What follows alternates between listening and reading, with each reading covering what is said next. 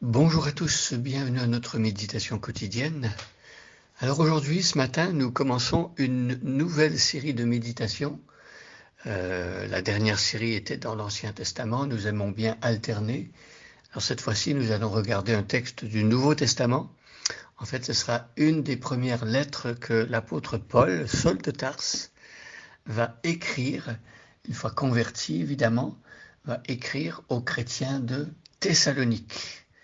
Donc nous allons regarder le chapitre 1 de 1 Thessaloniciens.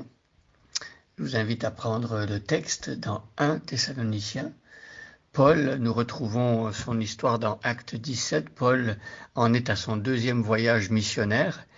Il est parti avec Silas et avec Timothée et il va annoncer donc l'évangile du côté de l'Europe.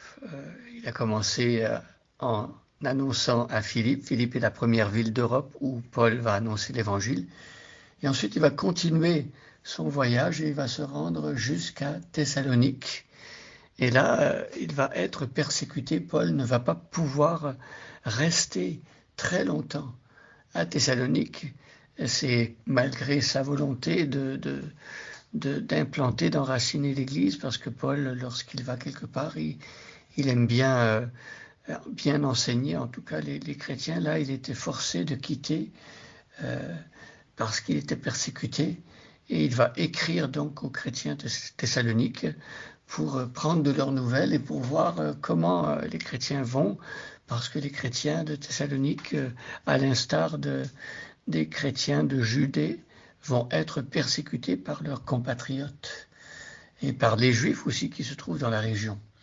Donc on va commencer à lire ce texte dans 1 Thessaloniciens chapitre 1, verset 1 jusqu'à 10, et aujourd'hui je vais m'arrêter sur le premier verset. Mais je lis d'abord l'entier du chapitre.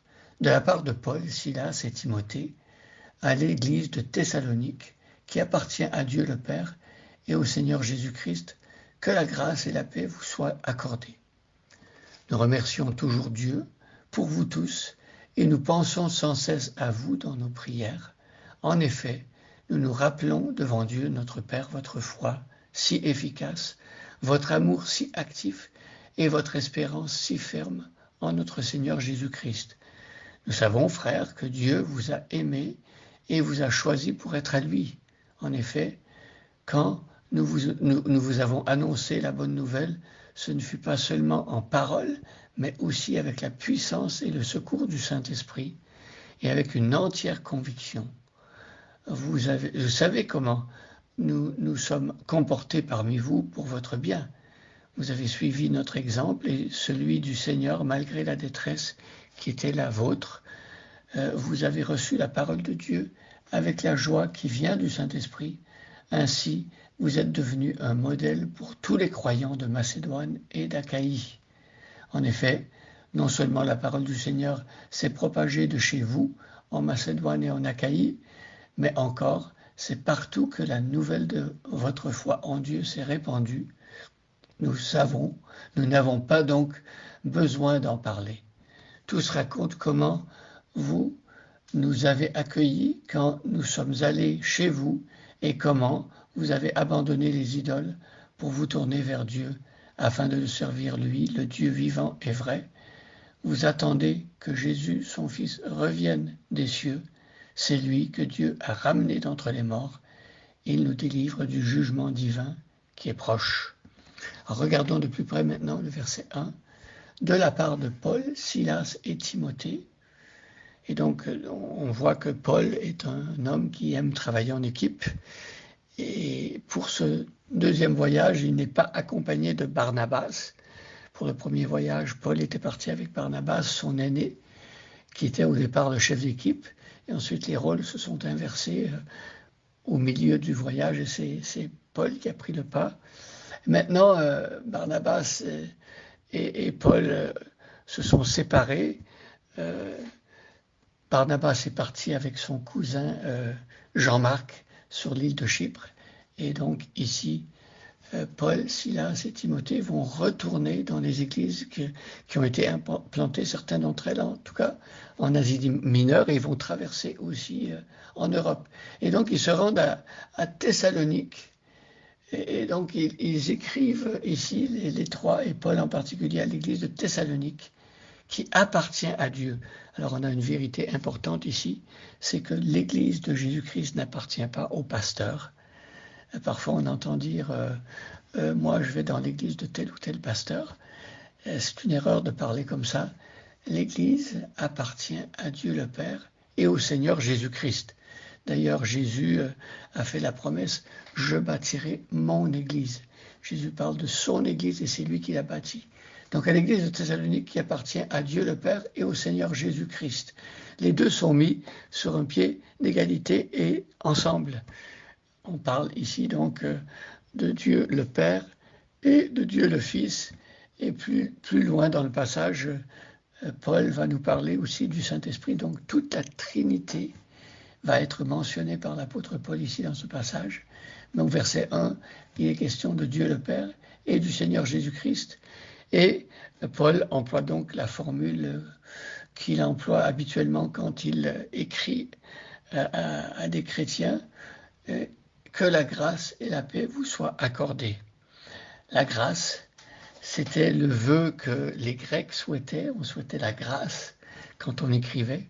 C'était une formule consacrée. Et chez les Juifs, on parlait de paix, le shalom. On souhaitait le shalom, la paix de Dieu. Et donc ici, Paul va allier les deux formules et va créer une formule de salutation typiquement chrétienne, la grâce et la paix. La grâce vient d'abord. Et c'est parce qu'on a reçu la grâce de Jésus-Christ qu'on peut être en paix avec Dieu. Et la paix, ici, il s'agit bien entendu de cette paix avec Dieu, cette fin des hostilités. Avant, nous étions comme en guerre contre Dieu. Nous étions des ennemis de Dieu, rebelles à Dieu. Et par le sacrifice de Jésus-Christ, par la grâce offerte par Dieu, qui se reçoit comme un cadeau gratuit, par la foi, eh bien, nous obtenons la paix avec Dieu, la guerre a cessé. Il n'y a plus d'inimitié entre Dieu et nous. L'obstacle est enlevé et nous pouvons avoir cette relation intime avec Dieu. Et donc, avant d'avoir la paix de Dieu, c'est-à-dire de ressentir sa paix à l'intérieur de nous, il faut que la paix, le traité de paix, si on veut, soit signé, que le traité de paix soit signé. C'est-à-dire que, voilà, Dieu, par la mort de Jésus-Christ, a traité ce traité de paix et qui permet que l'on soit en paix avec Dieu. Donc voilà pour le premier verset. Merci Seigneur de nous avoir donné la grâce et la paix par le Seigneur Jésus-Christ. Merci Seigneur, parce que si nous formons un peuple aujourd'hui, nous que tu as unis ensemble des personnes qui viennent d'horizons très différents, c'est grâce à Jésus-Christ qui forme son peuple et donc qui nous accorde cette paix. Merci parce que tu nous as délivrés, tu as enlevé l'inimitié et tu permets qu'on te connaisse aujourd'hui. Amen. Bonne journée à chacun et à chacune et que chacun soit béni.